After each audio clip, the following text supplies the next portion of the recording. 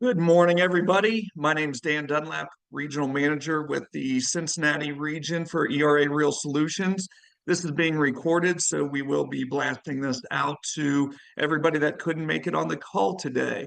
I am coming to you from the great state of Kentucky this morning. Today, we are talking about the sexy topic of business planning.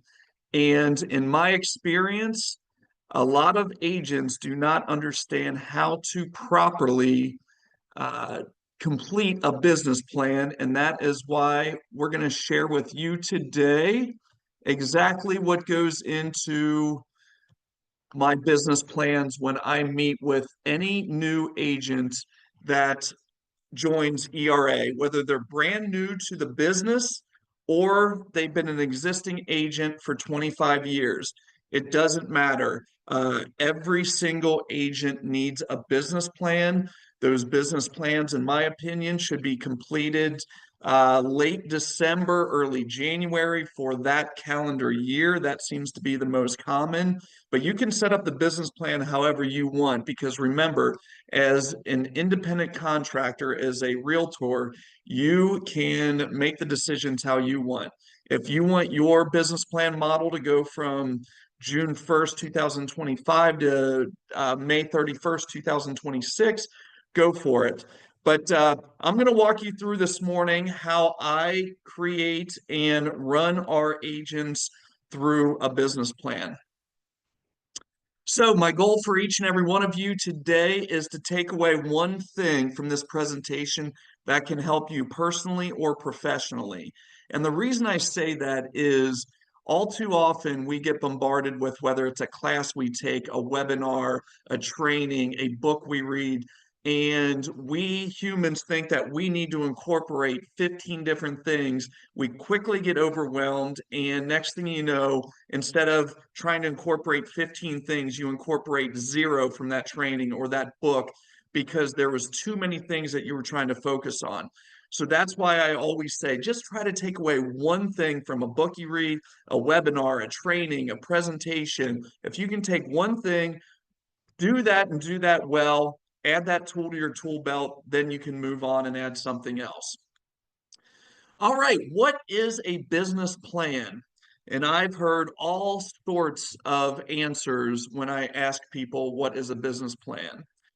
Does it involve numbers? Well, sure, we're going to talk about numbers in a little bit.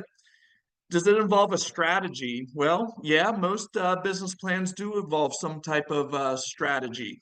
How about a mission or vision statement? Yeah, some business plans do require that. Some are very basic and some are very detailed. Again, it is all up to each individual agent. When we go over goal setting in a little bit, I'll give you examples of how some agents I meet with, they might have a full-time job and their goal for 2025 was to do 5 transactions that year. Great. Then I come up with a plan of action with that agent so they can reach that goal of completing 5 closed transactions by the end of 2025. I also work with some agents, their goal is to complete 50 transactions by the end of 2025. So, yes, our plan of attack, our marketing, everything that goes into a business plan is going to be different based on your goals. All right, so what is a business plan? I always go back to Socrates, who famously said the beginning of wisdom is the defining of terms. So that leads us to Oxford Dictionary states a business plan is a document setting of a business's future objectives and strategies for achieving them.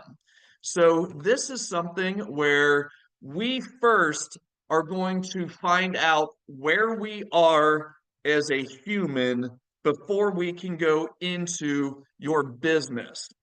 And the way we do that is I always start off a business plan meeting with a SWOT analysis.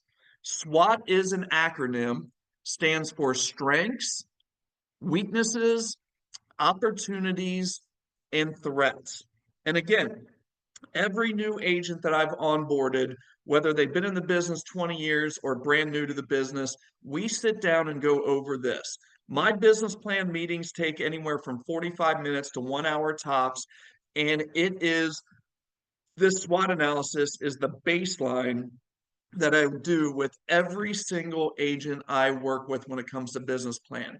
Because think about it, you as the CEO of your own real estate company, if you don't know what your strengths are, then how are you going to be able to turn that into that elevator pitch when somebody asks you, why should we use you over the other 11 agents that I know? If you can't spit that out really quick, then you're going to not get that client. So that's why when I'm going to walk you through this, when we go through your strengths, I'm going to challenge each and every one of you to come up with your 30-second elevator pitch on why use you over any other real estate agent. So the strengths that you list, I teach our agents, you better memorize those and you better be able to put them in a coherent statement, no more than 30 seconds, that spits out what you're good at and what you're going to do for your client. So, strengths, W stands for weaknesses. We go over the weaknesses of you as an individual. Remember, you are your real estate company.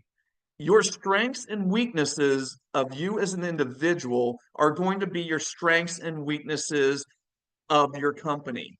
I had an agent who mistakenly believed because he said he was openly disorganized as a human being, as an adult in his personal life. He thought that he was going to be able to flip the switch and jump right into being organized in his business. And I quickly told him, I said, unfortunately, that's not how it works. If you are unorganized in your personal life, your business is going to be unorganized. If you are very organized in your business and that's a strength of yours, or I'm sorry, in your personal life and that's a strength of yours, more than likely that's going to carry over into a strength of your business. But with your weaknesses, you have to know what your weaknesses are. And I'm always amazed at the number of successful individuals that we have at ERA that really don't know their weaknesses. Now, we've got everything from one end of the pendulum where people don't know their weaknesses and we have to work our way through talking about it. Then I've also had agents during business plan meetings on the other end of the spectrum where they're listing more weaknesses than strengths. And I'm like, hold on, hold on here. You know, identifying a couple of key weaknesses is very important because then your manager, they can work with you on making that weakness. I tell our agents when I'm working with a business plan, I can't guarantee you your weaknesses are going to be strengths next year when we meet, but I would like your weaknesses to move a little closer to that middle line, which I'm going to show you on this graph here between strengths and weaknesses. Opportunities are something that's very important that I sit down in our business plan meeting and we talk out, the agent and I, about opportunities to grow your business. Everybody has opportunities. You just have to talk them out and be able to identify them. And we'll go over some examples with that. And then finally, a threat. A threat is something that we've got your business going up and to the right, meaning your numbers are climbing, everything's good. A threat is something that we can identify in the future that if we have to hit the threat, we want that threat to be more of like a speed bump as your business continues to grow. Or if we can identify that threat, your business can pivot and move around that threat. We just don't want that threat to stop your business. So for example here, what I've got in front of you now is going to be a sample SWOT analysis of the company Amazon. And I would just have to guess that many of you on this call have at some point purchased something from Amazon. So you go through the strengths of Amazon. You always start with the strengths. Strengths of Amazon: low cost structure, large merchandise selection, huge number of third-party sellers, grown faster than the entire US e-commerce market, customer-centric, efficient delivery, acquisitions, collaborations with the public sector. So anyway, those are just some strengths of Amazon. Weaknesses now. Weaknesses shrinking margins, high debt, product flops, zero margin business models, free shipping, increasing costs, no offline presence, late entry in emerging markets such as China and India, which just happen to be the two largest populated countries in the world. Then we jump down to opportunities. An opportunity is to open more sites in emerging markets. If I'm running Amazon, I'm looking at probably China and India as the emerging markets. Open physical stores, introduce more products, more acquisitions, efforts to improve the IT services related to the e-commerce and supply chain management. Then they go over threats. What is a threat to growing Amazon's business? Low entry barriers of the industry, local competition, key there, local, not national or global.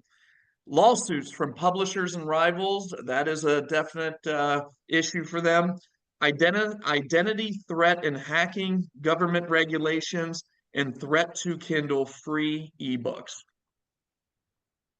So this is ultimately an example of a SWOT analysis from one of the largest companies in the world.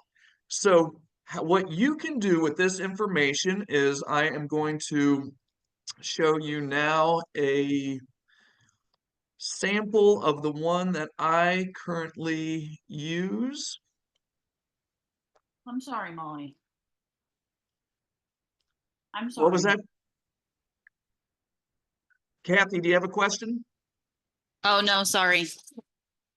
Okay. All right. So this is the SWOT template that I currently use when I meet with our agents and conduct our business plan. And again, this is the baseline. I firmly believe every agent in the country should be doing a SWOT analysis to know what they're good at, know where they struggle, know where opportunities are to grow their business, and know where threats are. So, strengths, I encourage you to sit down if you haven't done this for 2025, sit down and write out your strengths. What are you good at? Ask yourself what you're good at. Ask your significant other what they think you're good at. Ask your kids what they think you're good at. Write down what you're good at, because here is my challenge to you. Every time I have a business plan meeting, you have homework, and that homework is going to be due to me within 7 days.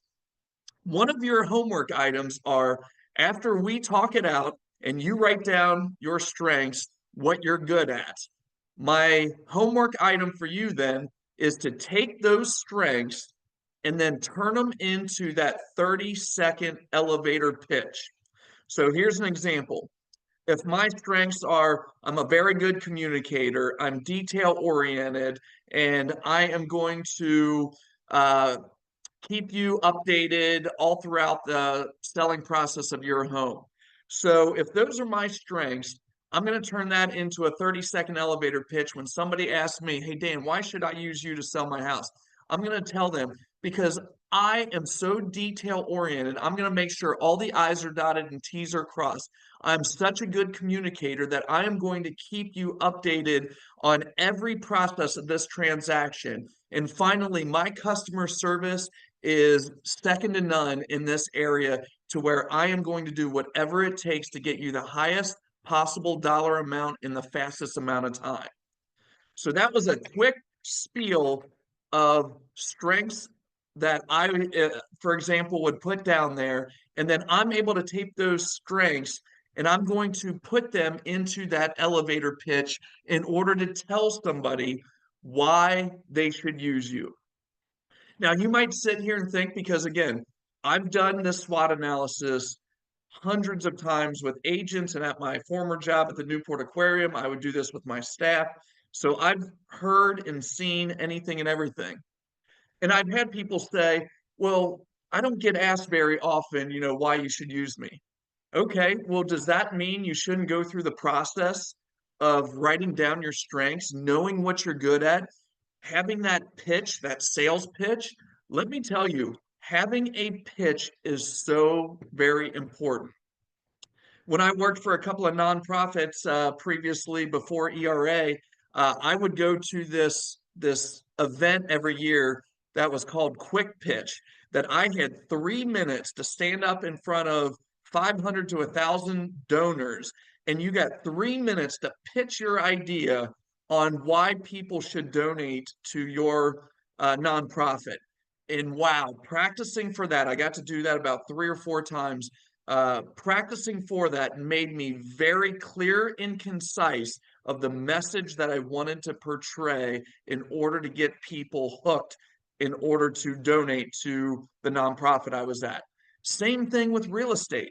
You need that 30-second pitch to be able to rattle off. I want you to memorize it so you know exactly what your strengths are and how you're going to use your strengths in order to help your clients. You will thank me at some point in your life, because when somebody asks you and you're not blindsided, you're going to be like, wow, I'm really glad Dan worked with me on that. I will do this to some of our agents at a few of our offices, since I bounce around to a lot of our offices in Cincinnati, Northern Kentucky.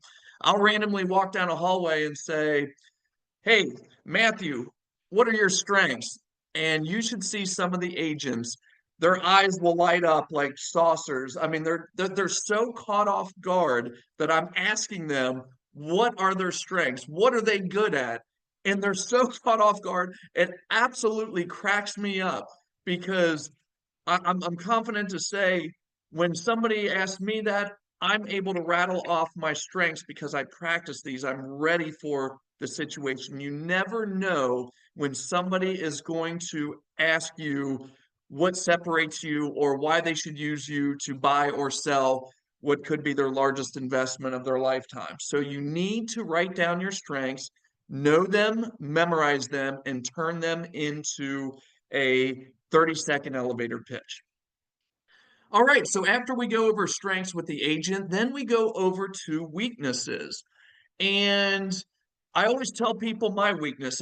When I'm conducting a business plan meeting, I say, my biggest weakness is I'm a big picture thinker. This is how I've always been as an adult. I'm a big picture thinker, so I fly at 30,000 feet. I'm always looking at the horizon. I'm looking at the bigger picture, right now I'm looking at how to dominate the greater Cincinnati, Northern Kentucky markets for ERA. And a lot of the times, because I'm a big picture thinker, I miss some of the details that are on the ground, what we call the boots on the ground, because I'm looking at the bigger picture. So I've learned in my life to become more detail oriented, but I also like to surround myself with detail oriented people, such as our interns. When I'm interviewing our interns, I find out if they're detail oriented or not. I found out the organized, detail oriented ones I tended to work better with. So it's good to know your weaknesses and be able to admit it. Admit it if you're unorganized. Admit it if you hate talking on the phone. I had an agent, very successful agent of 10 years, and we're doing this. This was a couple years ago, and she was having a hard time coming up with her weakness. And then a light bulb went off, and she was like, Dan, you know what my weakness is? I said, what? I said, I'm excited to hear it. She said, I hate talking on the phone. She said, I rarely ever call somebody. She said, I'll text, I'll email, I'll Facebook Messenger, I'll do whatever. But she was like, I just hate talking on the phone. I'm like, wow. I said, you've been in this business full time, 10 years, successful at it, and yet you don't like to talk on the phone. So I'll never forget. Again, if you look at this SWOT analysis on the screen right now, there's that line, that white line between strengths and weaknesses. When our agents write down their weaknesses, I tell them, I'm not going to guarantee that they're going to be strengths next year, but if we can move them a little closer to that middle line, then I've done my job. So what I would do with this agent, I would randomly call her just so she'd have to pick up the phone. I'd be like, hello, just calling to check and see how the weather's doing, just random stuff to get her to answer her phone. Because she said when somebody would call, she would just let it go to voicemail most of the time.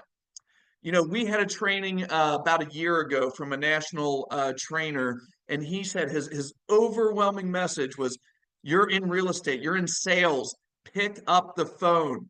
And I'm just as guilty as anybody with this.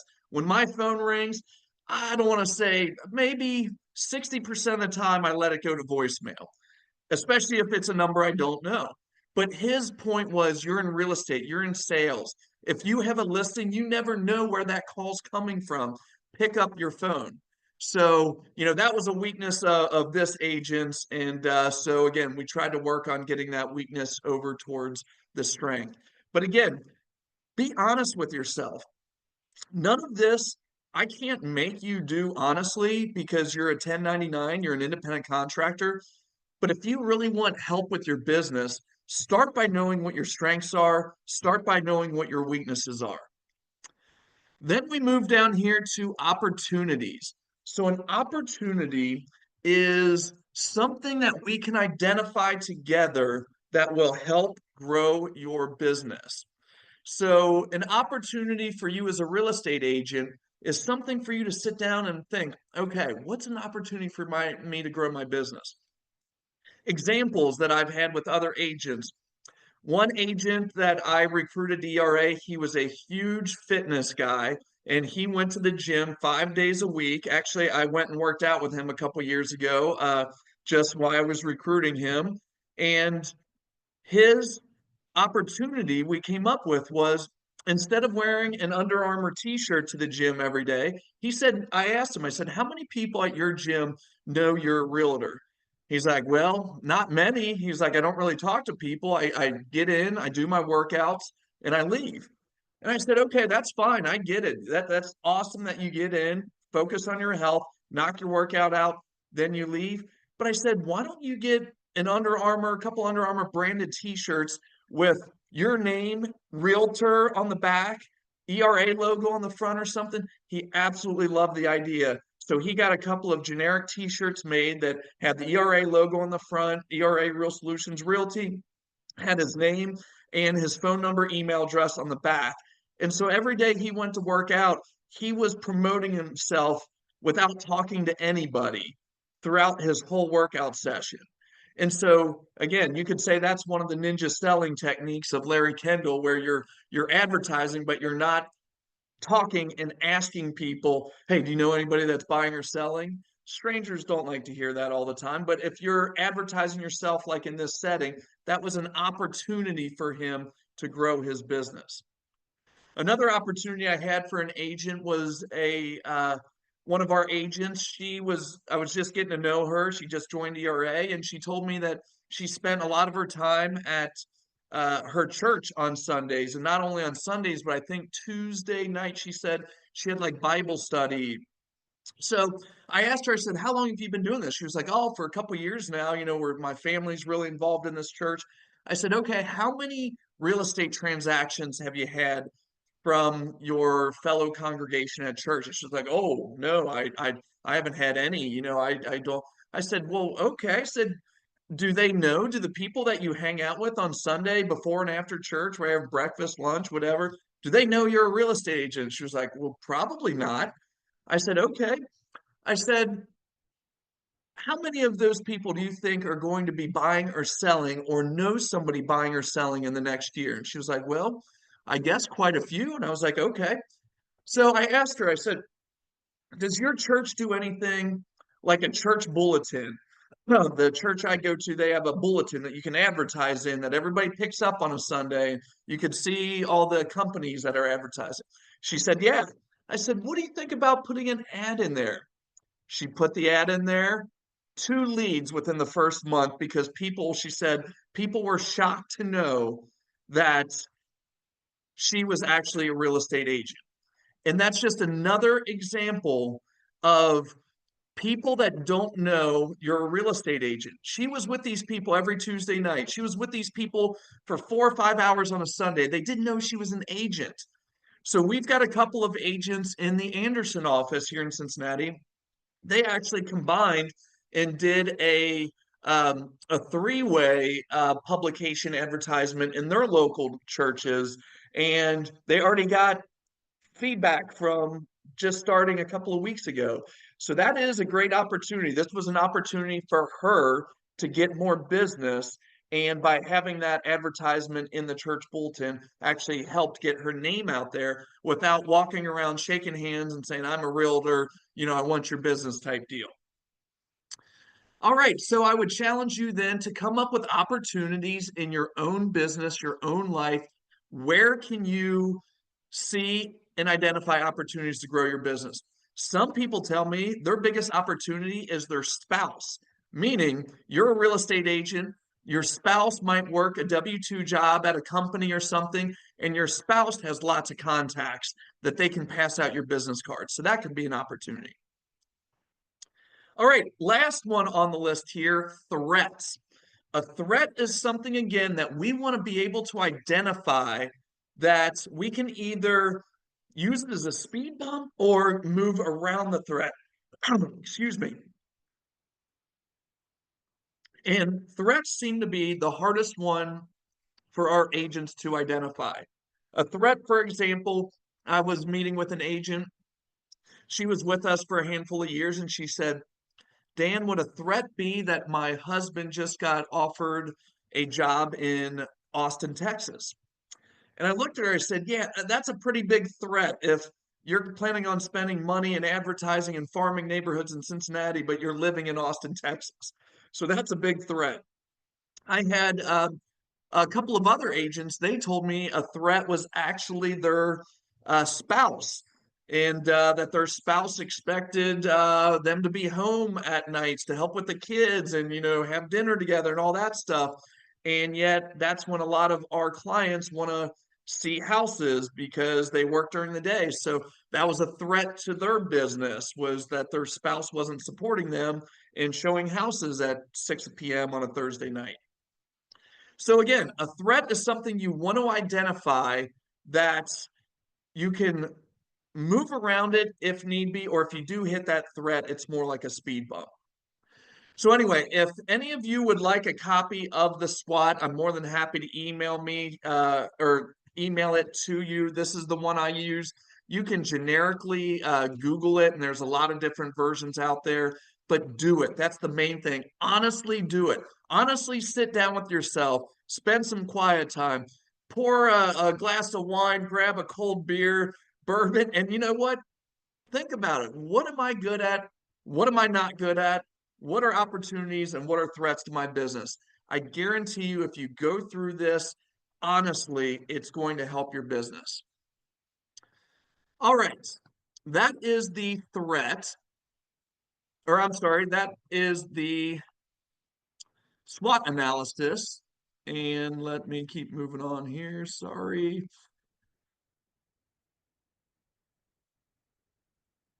All right. And if you remember that SWOT analysis form, in the middle, it's a circle that touches all four of them. It says passion. I challenge our agents and I have them do it right in front of me. I tell them to take 3 to 5 minutes in that circle. Instead of your passion, I want you to write your why. Why are you in real estate? That is a question that I think every real estate agent should ask themselves.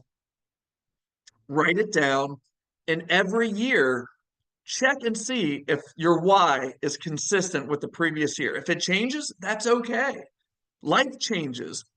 One of my favorite motivational speakers is Zig Ziglar, and he always used to say in one of his seminars that I have, his book seminars, he said that, it's good to listen to the self-help uh, tapes or on audio or read the books when you're on a high, or I'm sorry, on a low, but he said also read them when you're on a high, because most people will look for self-help books when they're on a low.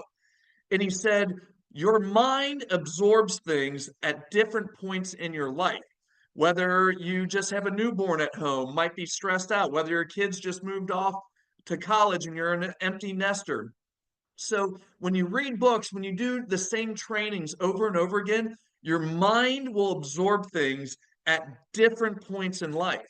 So that is why your why might switch. Your why, when you got into real estate 5 years ago, might be different than your why right now, which is okay. That's why you should write down your why in the circle of your SWOT analysis. So Simon Sinek has an absolute great book called Find Your Why. There's a great YouTube TED Talk. I would Google Simon Sinek TED Talk. 17 minutes. There's a condensed version that's 9 minutes. I highly recommend each of you to watch that. But he said very few people or companies, remember, you are your CEO of your real estate company. Very few people or companies can clearly articulate why they do what you do. By why, I mean your purpose, your cause, your belief. Why does your company exist? Why does Dan Dunlap Real Estate for ERA exist? Why do you get out of bed every morning? Why should anyone care? People don't buy what you do, they buy why you do it. I love that last statement there. People don't buy what you do.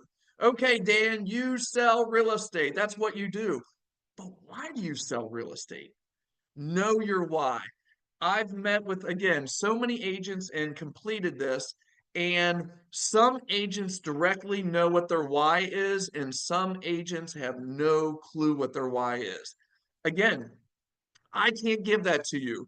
I had an agent say, Dan, what is my why? I was like, I don't know what your why is. You need to know what your why is. So I challenge you, think about your why, write it down, review it often. All right, next, after we go through the SWOT analysis, we go right into goal setting. Every major business plan, every successful one, you have to have goals. But caveat here, most adults don't know how to properly set goals, believe it or not. I'm a goal nerd. I read a lot of books, trainings on goal setting. I firmly believe in it. It's helped me. A few years ago, I read this, and I'll never forget it. Every goal must have a number. I was absolutely floored when I heard this. This was, like I said, 2021, maybe I heard this. I was like, geez, for about 15 years of my professional life, I never realized when I was setting goals that all my goals didn't have numbers. And so every goal must have a number. We probably have all heard the person, or maybe we did it ourselves on December 31st. We're like, my goal for 2025 is to lose weight. Okay. Well, that goal doesn't have a number, so that goal technically cannot be specific. We're going to go through what's called SMART goals: measurable, attainable, relevant, and time bound. So, that goal of losing weight is not very specific. We can't measure it because we don't know where you started and we don't know where you're going. Attainable, well, that's arguable. It's attainable if we know where you are now and where you want to be. Relevant, is it relevant to your life? Well, yeah. And time bound, it's got to have a date on it. It can't just be a never ending goal. So instead of just saying my goal is to lose weight in 2025, if my goal was to weigh 187 pounds by June 1st, 2025. Wow, that is a very smart SMART goal, very specific. It's very measurable because I would weigh myself on January 1st and know that I want to get to 187 on June 1st. It's very attainable. I really believe I can attain it. It's not that I'm 350 pounds and want to weigh 187 pounds in 6 months, which might not be very attainable. It's relevant to me. If I wrote that goal, obviously it's relevant to me. And it's time bound. I gave myself a date of June 1st. So that is why it is very, very important to be able to set goals that have numbers, but make sure they follow the criteria. So I'm going to show you real quick another form that I use with my agents called Brian Tracy SMART Goals here. I print this off and give it to every one of our agents. And Brian Tracy is what I would call a leader in time management and goal setting. He's written many books. His most famous, probably Eat That Frog, which I'm going to talk about in a little bit. Bullseye, just a very, very good author. And so, anyway, he's got this great cheat sheet, 13 pages. So, what does SMART mean? It's an acronym. Make sure your goals are clear and reachable, specific, measurable, achievable, relevant, time bound. So, anyway, how to use SMART goals. I go through this with our agents so they know exactly what it means to be specific, measurable, achievable, relevant, and time bound. Then what I do with our agents is I give them another homework. 7 days from the time I meet with them for this business plan, they have to email me their goals so I have it in writing. Now, besides having a number, besides being SMART goals, I also have a couple other things I talk about with our agents. Another one would be to make sure that your goals are focused, meaning I don't want somebody to give me 10 goals. If they give me 10 goals, the chances are they're going to wake up the next day, look at their goals, and not know which one to start on. When you have 10 goals, you're going to be thinking, okay, gosh, well, I got this one and this one and this one and this. You're going to be overwhelmed before you even start. How do you eat an elephant? One bite at a time. So, what I recommend to agents is don't write down, even 5 goals can be too many. I like 3 to 4 max. Where you focus is where you succeed. So, if you focus on 3 major goals that you want to reach in 2025, one of those goals might be I want to complete 12 real estate transactions by December 31st, 2025. Okay, if that is the case, then what we're going to do is build the rest of the business plan, which would be marketing, advertising. How are we going to do that? But at least we have the goal set and defined and it's clear. So that is the next step of the business plan, to walk the agent through proper goal setting using the SMART acronym, making sure that every one of those goals has a number, but also making sure that it's your most important goals that you're focusing on. And like I said, that usually means somewhere in the 3 to 5 range. Again, I wouldn't go with one goal. We all want to accomplish more than one goal. You could have one professional goal, one personal goal. You could have a health goal, a professional goal, a real estate goal. Your goal setting doesn't just have to be real estate related; it can be or personal as well.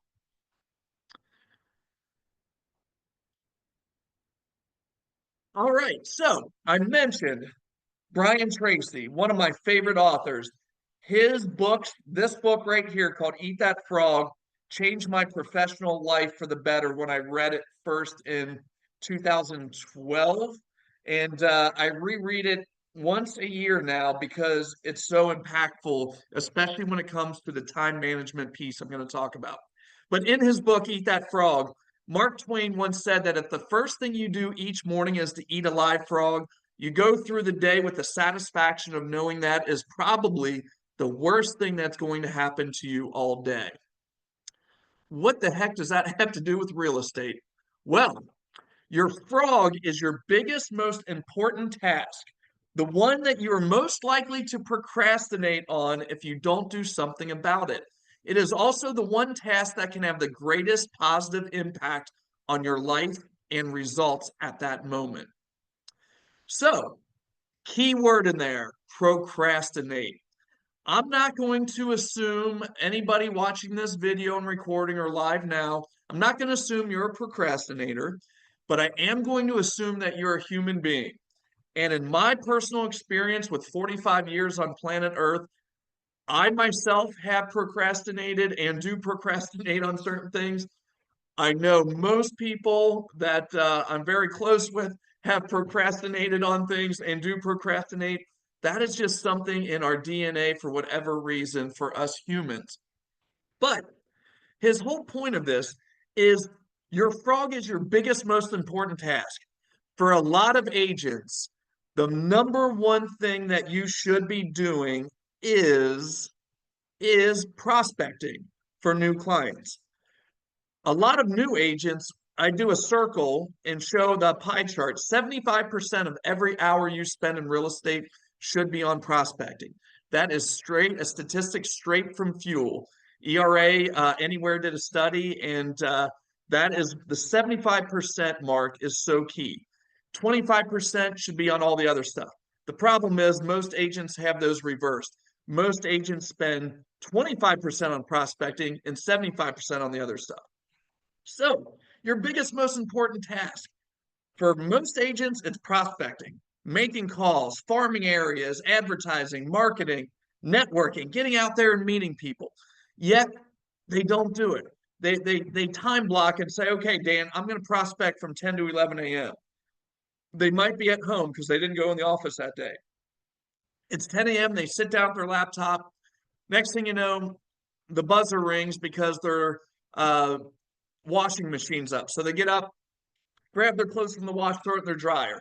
Okay, now they're like, all right, got that done. They go to sit down again. Oh, the dogs went out. You let the dogs out. Okay, you sit back down again. Oh, the dogs are barking. Yeah, stop barking, let them back in. Okay, 10:10 now. You sit down, you start prospecting, and then you get a text from your friend.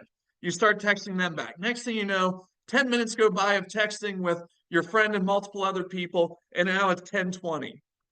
Next thing you know, you get up and you forgot that you got to start the dishwasher.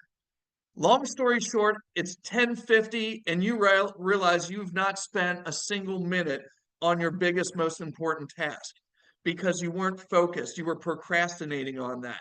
So that is why it's so important to identify every morning what your biggest frog is. Now, two rules of frog eating. The first rule of frog eating is this: if you have two frogs to eat, eat the ugliest one first, meaning eat your most important task first. When you time block and work on real estate for 4 hours a day, and you know you've got 2 hours in the morning, 2 hours in the afternoon before you have to pick up the kids, you better eat your ugliest frog first, which is your most important task. Do that first. Studies show if you start doing the menial task, oh, let me clean out my inbox, or let me do this, let me do that. Next thing you know, the frog gets bigger and uglier and juicier, which is the second rule of frog eating. If you have to eat a live frog at all, it doesn't pay to sit and look at it for very long. Dan, I feel Meaning, like you're talking directly to me. I am talking to you, Kathy. This presentation was for you and the thousands of other people that are going to watch it. So if you have to eat that frog, make sure you do it first thing in the morning. Your mind is clear, you have less distractions. Studies have shown that when you start doing the menial task, like I mentioned before, that frog just gets bigger and uglier, meaning that most important task in the back of your brain knows you still have to do it. Your brain knows that you need to be focusing on that. You've got to get yourself to condition yourself to eat the biggest, ugliest frog first, which is going to have the biggest impact on your life or your professional business at that moment. Again, I absolutely love this book. Um, Eat That Frog has a time audit too, because this is great when I talk to agents about this. Remember, you're independent contractors. I can't say, Kathy, you got to be in the office at 10 a.m. today and you can't leave till 4 p.m. I can't say that. You're your own boss. So I challenge our agents to do a time audit. And I had to do one before. I'm not going to lie, I hated it. It sucked doing it. But after a week and 2 weeks of doing it, I learned a lot. I really learned a lot about where I was spending my time. So, again, I challenge you, honestly do this. I did this before with some people, and I could tell when they were just BSing it and writing in things so they could show me and say, hey, look, this is what I was doing. Well, I knew the results and I knew they weren't really doing what they said. So, again, I'm not forcing you to do it. I'm telling you, do this time audit honestly, and it will benefit your personal and professional life. Because how are you spending your time? I just looked up these stats the other night. The average American spends over 3 hours a day watching TV. When I first said that, I'm like, 3 hours a day? I was like, you're absolutely crazy. Like, no single American spends that much time watching TV. And then I looked at multiple stats. I'm like, wow. And then I started thinking about my personal life. And I just told this story the other day. So in March, it's obviously March Madness. My wife She played basketball growing up and in high school, so her and I love watching college basketball. So during, I think it was the Sweet 16 game starting on that Thursday, and the Elite Eight games ended Sunday night. So Thursday we watched 4 hours of basketball. Friday we watched 4 hours of basketball. Saturday we watched, I think it was 4 hours of the Elite Eight, and Sunday we watched two more games, which was another 4 hours. So in one week, I was at like an astronomical number of watching college basketball, and I'm like, holy cow! I just sat there and watched like 30 hours of college basketball in like a 4 day period.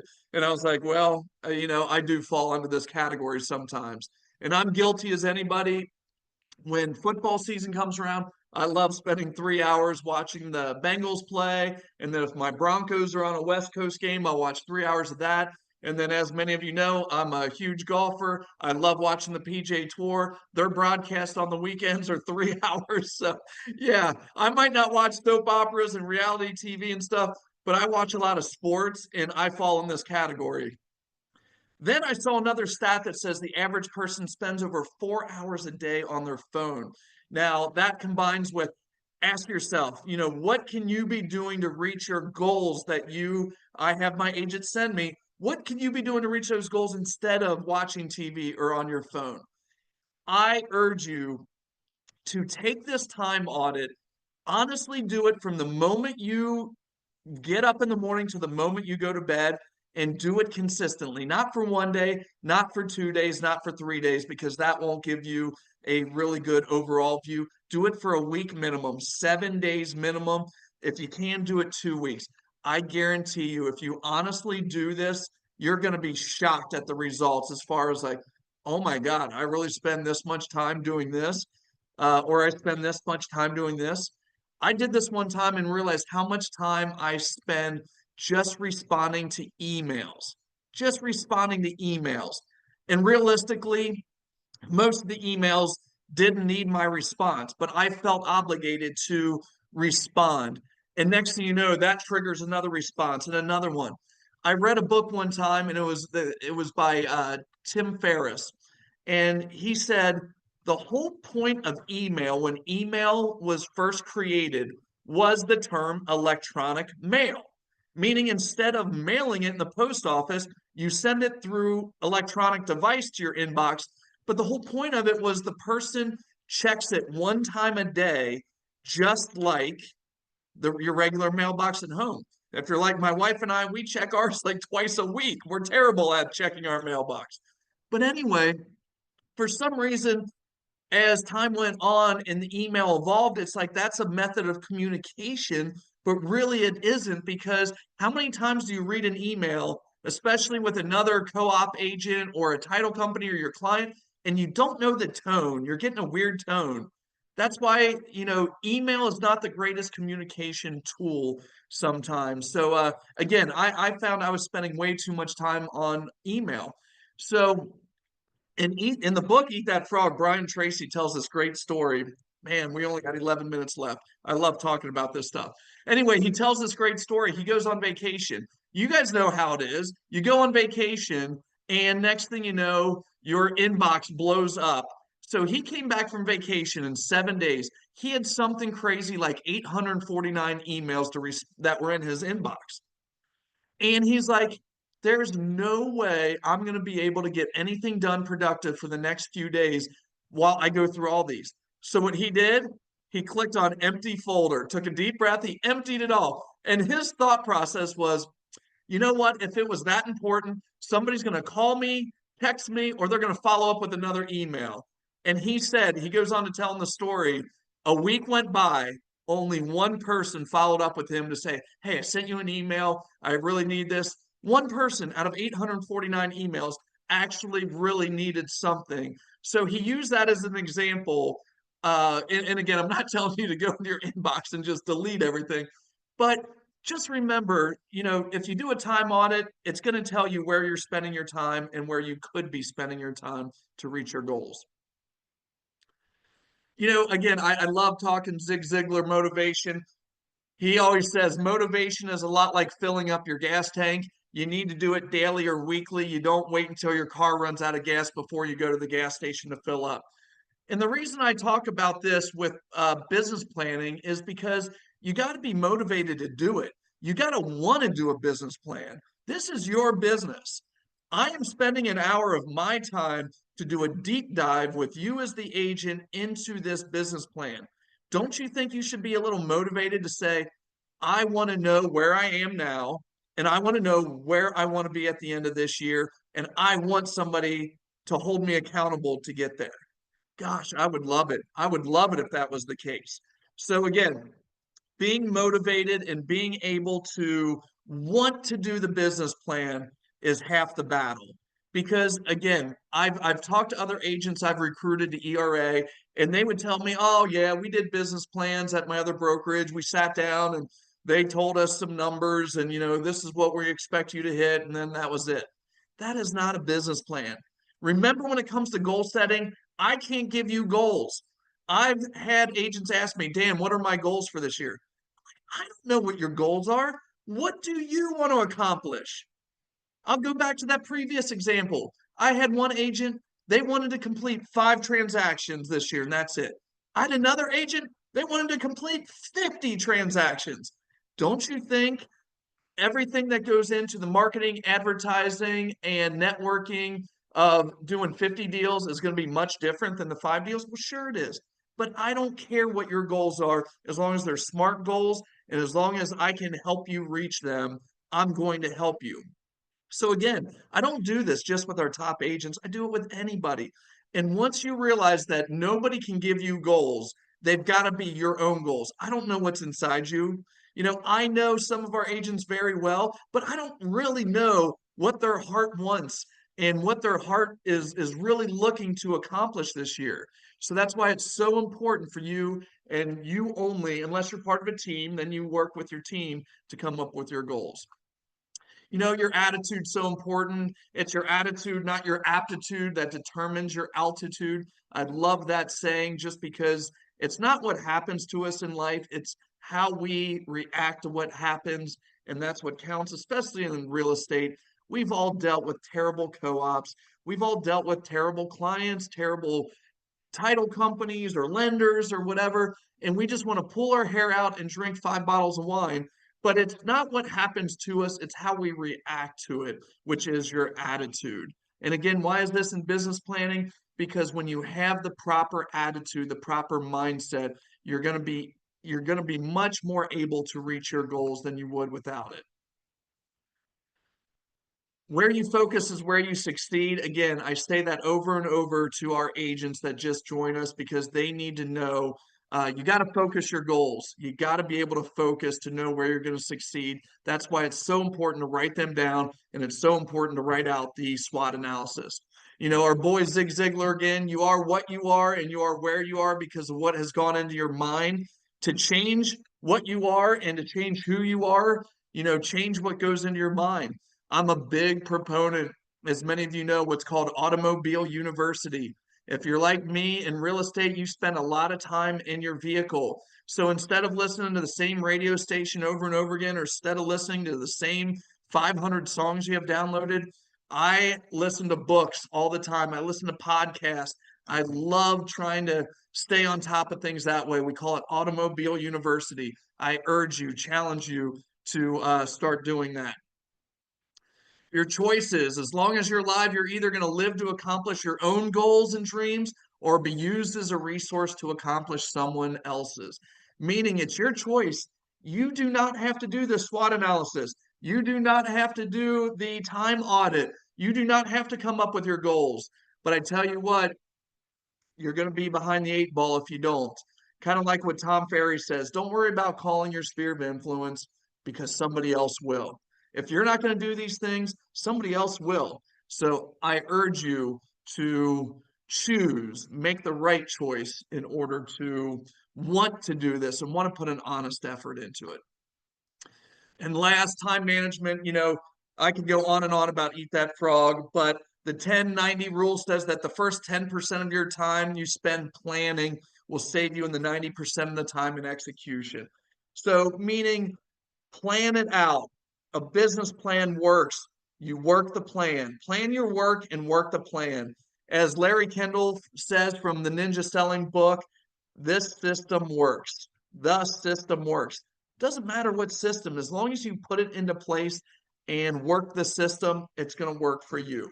So the 90 or 10-90 rule says the first 10% of time you spend in planning will save you 90% of the time in execution. All right, everybody, 10:56. I like to stay on time. I could keep going on and on about this. Thank you for those that jumped on the call today. And for those of you that are going to be watching the recording in the future, feel free to reach out. Even if you're a Columbus agent, Cleveland agent, Florida agent, I don't care. I will jump on a Zoom and I will walk you through how to do the business planning session. Like I said, 45 minutes to an hour. We start with SWOT analysis, we go into goal setting, and we talk about time management because those things are so dearly important for your business plan. I hope you guys enjoy the rest of the week. Enjoy Easter this weekend, and we'll be in touch soon. Thank you.